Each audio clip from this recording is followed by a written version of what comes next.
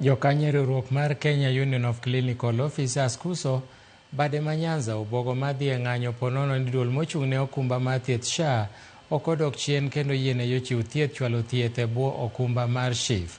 Jagoro mar riwruog jochiw thieth owacho ni loro oko clinical officers tiyo gi SHA en yo achiel mar kwedo thieth mar ji maloyo 90% mayudo thieth makare pacho ka manie tok chik riwruogno madwaro ni mondo jatenda migawo mar thieth Debora Baraza odonjre e wachni kendo los chenro manyalo yiene clinical officers chwalo thieth e bwo okumba mar SHA.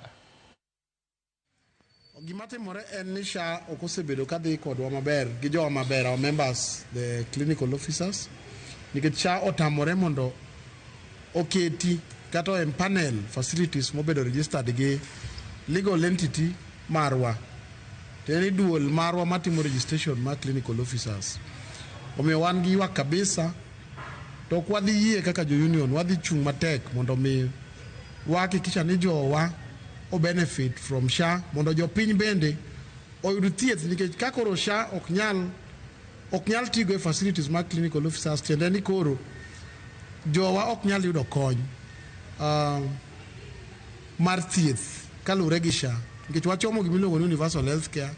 Universal health care tiende ni osiptal machiegni kodi midhi tithiedhie, to kosethiedhi dhi dala.